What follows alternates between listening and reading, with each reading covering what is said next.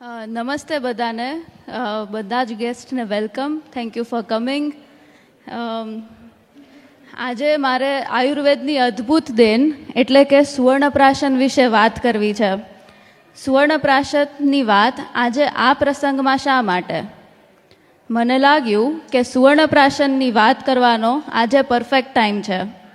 કોઈ પણ parents two બી કે પેરેન્ટ્સ હોય એની ટોપ મોસ્ટ પ્રાયોરિટી એ જ હોય કે એનું બાળક સ્વસ્થ અને નિરોગી રહે.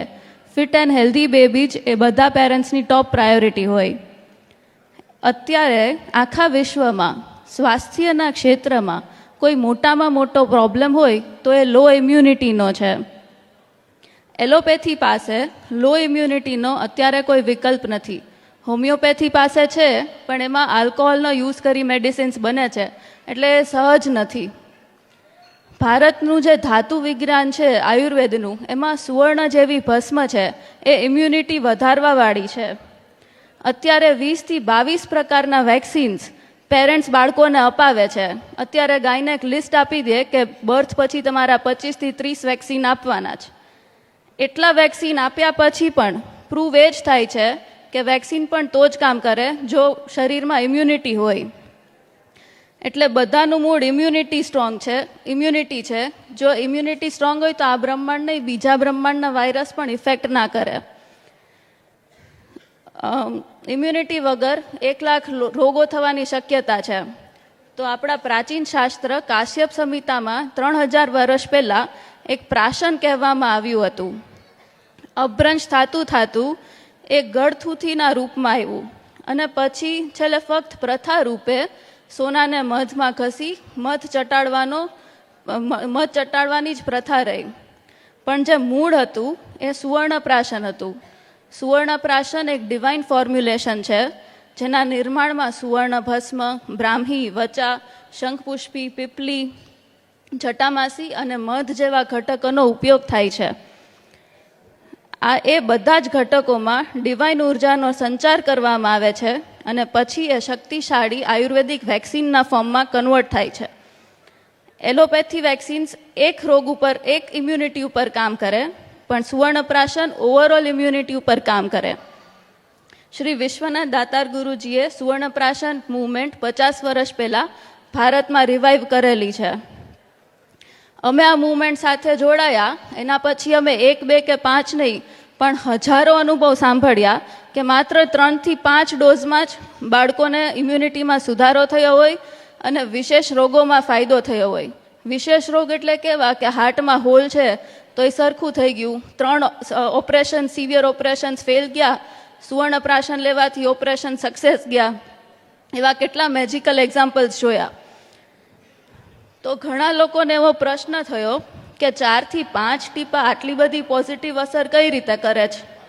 તો એનો આચાર્યજીએ સરસ જવાબ આપ્યો કે આખું દૂધનું ભરેલું કેન હોય, એમાં 4 થી 5 ટીપા લીંબુ નાખી તો અસર થાય કે ના થાય? શરીરમાં 1 ટીપું ઝેરનું જાય તો અસર થાય કે ના થાય? એવી જ રીતે આ સુવર્ણપ્રાશન રસ ઔષધ હોવાથી એના 4 થી 5 ટીપા પણ પોઝિટિવ અસર કરે છે. અમે જોયું કે આ મૂવમેન્ટ ખૂબ જ તીવ્રતાથી ચાલે છે. હરેક બાળક ઉપરનો સાચો નિસ્વાર્થ પ્રેમ છે. ખાલી થોડુંક કામ કરી ફોટા જાજા બતાવવાવાળી આ મૂવમેન્ટ નથી, અને ખાલી ભાવ ઇમોશનથી ચાલતી આ મૂવમેન્ટ નથી. ઇમોશન પ્લસ વિજ્ઞાન, સાયન્સ પ્લસ વિઝનથી ચાલતી આ મૂવમેન્ટ છે. આ મૂવમેન્ટ કોઈ એક જાતિ કે કોઈ એક સમાજ કે કોઈ એક સંપ્રદાય કે કોઈ એક રાજ્ય સુધી પણ સીમિત નથી, અને એવી સંકુચિત વૃત્તિ સાથે ચાલતી પણ નથી. ખૂબ વ્યાપક વિચારધારા ધરાવતું આ અભિયાન છે, જેનો ઉદ્દેશ્ય ભારતના અંતિમ બાળક સુધી પહોંચવાનો છે. અત્યારે દર મહિને 7 લાખ બાળકો આ મૂવમેન્ટનો બેનિફિટ લે છે. આજે આ મૂવમેન્ટના 850 કેન્દ્ર છે, જેમાંથી ડિજિટલ એપ ઉપર 803 કેન્દ્ર રજિસ્ટર્ડ છે. અને આ મૂવમેન્ટ અલગ અલગ 19 રાજ્યોમાં ચાલે છે. આખા ભારતમાં 1400 થી 1500 સ્કૂલ્સ આની સાથે જોડાયેલી છે, અને આપ પણ આપની આજુબાજુમાં ચાલતા કોઈ પણ કેન્દ્રની વિઝિટ કરી શકો છો. આ મૂવમેન્ટ 100% ટ્રાન્સપરન્સી અને 0% માર્કેટિંગ કે એડવર્ટાઇઝિંગથી ચાલે છે. આ એકદમ સાયલન્ટ મૂવમેન્ટ છે, પણ એકદમ સ્ટ્રોંગ મૂવમેન્ટ છે. આ મૂવમેન્ટને ઇન્ડિયન ગવર્મેન્ટ તરફથી હાઈએસ્ટ અવોર્ડ્સ મળેલા છે. પ્રેસિડન્ટ અવોર્ડ અને વાઇસ પ્રેસિડન્ટ અવોર્ડ્સ પણ મળેલા છે 1919-2003માં. ભારતની આ એકમાત્ર સ્વાસ્થ્યની મૂવમેન્ટ છે જે 50 વર્ષોથી ચાલે છે અને દરેક કેન્દ્રોમાં 1 કે 2 એમ 1500થી 1600 સ્વયંસેવકો આ મૂવમેન્ટ માટે સેવા આપે છે.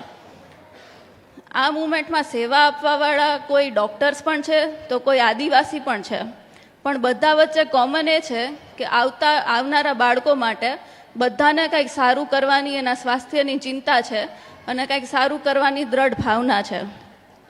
દરેક સેવાના કામ અંતે તો મનુષ્ય માટે જ થાય છે અને મનુષ્ય દ્વારા જ થાય છે. તો મનુષ્ય માટે શ્રેષ્ઠ સેવા કઈ હોઈ શકે? ચરક સંહિતામાં પૂછ્યું છે કે એક પણ જીવને તમે રોગથી મુક્ત કરો તેવું કયું સત્કર્મ છે જે તમે નથી કર્યું? મતલબ એક પણ જીવને રોગથી બચાવ્યો તો બધા જ સત્કર્મો કર્યા મનાય છે. આરોગ્ય દાન એ શ્રેષ્ઠ દાન છે, પણ આરોગ્ય દાન આપવું એટલું સહેલું નથી. કેટલા લોકો આરોગ્યનું દાન આપી શકે? આરોગ્ય ખાલી વસ્તુ કે પૈસાથી નથી આપી શકાતું, બાકી રિલાયન્સ અને ટાટાએ આખા ભારતને આપી દીધું હોત. વિઝન અને જ્ઞાન વગર આરોગ્યનું દાન આપવું શક્ય નથી. ગોપાલ નમકીન ધારે તો આવી સુવર્ણપ્રાશનની મૂવમેન્ટ શરૂ ન કરી શકે, પણ પ્રોડક્ટ રેડી છે, આટલા સ્વયંસેવકો રેડી છે, તો સપોર્ટ આપીને એનો ફેલાવો કરી શકે. આ કાર્ય એવું નથી કે આજે માર્કેટિંગ કરીએ તો કાલે એના 1000 કેન્દ્રો ઊભા થઈ જાય, સ્વયંસેવકો ઊભા થઈ જાય કે એના ડોનર્સ રેડી થઈ જાય. આ કાર્ય એવું છે કે એમાં સતત જ્ઞાન આપી, સમજાવી અને પ્રેરણાથી જ લોકોને જોડી શકાય. આજે લોકો હોસ્પિટલ બનાવવા પાછળ કરોડોનું દાન આપે છે. Allopathy medical research and development માટે પણ કરોડોનું દાન આપે છે. 5-5 કરોડમાં બનતી હોસ્પિટલ એની આજુબાજુના 10થી 20 કિલોમીટરના લોકોને ફાયદો કરે છે. પણ લાખો બાળકોની ઇમ્યુનિટી સ્ટ્રોંગ થાય અને બીમાર પડતા જ અટકે, એ હજારો હોસ્પિટલ કરવા કરતાં પણ મોટું કાર્ય છે. એક હોસ્પિટલ 100 વર્ષ રહે તોય પ્રેરણા આપીને બીજી હોસ્પિટલ ઊભી ના કરી શકે, પણ આ એક સુવર્ણપ્રાશન કેન્દ્ર પ્રેરણા આપીને બીજા 5 સુવર્ણપ્રાશન કેન્દ્ર, એટલે ચાલતી ફિરતી હોસ્પિટલ ઇઝીલી ઊભી કરી શકે. આ પ્રેરણાવાળું જે છે એ થોડુંક એમાં સમજાતું નથી. આ પ્રેરણાવાળું શું છે? એટલે એક સેન્ટર ચાલુ કર્યું, જેમ કે મારા મમ્મી એક સેન્ટર ચલાવે છે, તો એનું જોઈને બીજા 3 આંટીએ સ્ટાર્ટ કર્યું, તો ત્યાં બીજા 50 બાળકો આવતા સ્ટાર્ટ થઈ ગયા. તો જેમાં 50 જ બાળકો મમ્મીના સેન્ટરમાં આવતા હતા એ અત્યારે 200 છે, અને કાંઈ વધારે સમજાવ્યા વગર અને 200 લોકોને બેનિફિટ થવા માંડ્યો.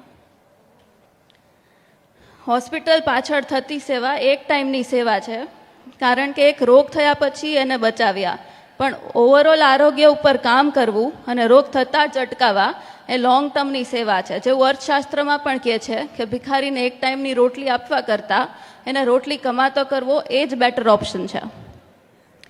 કોઈ આચાર્યજીને પ્રશ્ન પૂછ્યો કે આયુર્વેદ આટલું મહાન છે તો આયુર્વેદની આજે આવી દશા કેમ? તો આચાર્યજીએ સરસ જવાબ આપ્યો કે આયુર્વેદ એક એવી ગાય છે જેને ધોવાવાળા તો કરોડો છે, પણ ચારો નાખવાવાળા મુશ્કેલીથી 5-10 લોકો છે. એક મિનિટ, દોવાવાળા મતલબ દોવાવાળા એટલે શું? એટલે આયુર્વેદમાંથી કોઈ સારી પ્રોડક્ટ મળી તો એને કમર્શિયલાઇઝ કરીને માર્કેટમાં મૂકી દીધી, પણ એની ઉપર જે રિસર્ચ ડેવલપમેન્ટ થવું જોઈએ, આ સુવર્ણપ્રાશન તો એક પ્રોડક્ટ છે, એવી બીજું કેટલું આપણા આયુર્વેદમાં છે જેની ઉપર રિસર્ચ કરવાથી ઘણું બધું વધારે નીકળી શકે. અત્યારે આયુર્વેદ ડૉક્ટર્સને સંસ્કૃત નથી આવડતું, તો એ આપણને કેવી રીતે, આપને શું સાજા કરે આયુર્વેદથી? એટલે એમાં ફંડિંગ નથી આવતું જેટલું એલોપેથીમાં આવે છે. તો અમને થયું કે સ્વાસ્થ્યના ક્ષેત્રમાં દાનનો એલોપેથીમાં ઢગલા ઉપર ઢગલો થાય છે, એના કરતાં આયુર્વેદનો જે આ ખાડો છે એને પૂરીએ. ઘણા મૂવમેન્ટમાં અમુક બાળકો દત્તક લે છે, ઘણા સ્કૂલ્સ દત્તક લે છે, ઘણા ગામડાઓ દત્તક લે છે. અમે પણ 3 લાખ જેટલા બાળકો 2-2.5 વર્ષથી દત્તક લીધેલા છે, અને આગળ આ બાળકોની સંખ્યા વધે એવો આજે સંકલ્પ પણ લઈએ છીએ. અને આ હોસ્પિટલના તો બીજા ઘણા વિકલ્પ છે. પણ આ પ્રાચીન મૂવમેન્ટનો આખા ભારતમાં નહીં પણ આખા વિશ્વમાં બીજો કોઈ વિકલ્પ નથી જે બાળકોના સ્વાસ્થ્યને સુનિશ્ચિત પણ કરે અને બાળકો હસતા હસતા આ દવા લેવા પણ આવે છે. એવી કઈ દવા હોય કે જે બાળકો સામેથી હસતા હસતા લેવા આવે ને એને આટલો બેનિફિટ થાય. તો એ જ આશા સાથે મારી સ્પીચ પૂરી કરીશ કે લકી છે પ્રેગ્નન્ટ મધર્સ અને બાળકો જેને સુવર્ણપ્રાશનનો બેનિફિટ મળ્યો છે અને લકી બાળકો વધતા રહે એવી ઈચ્છા. Thank you.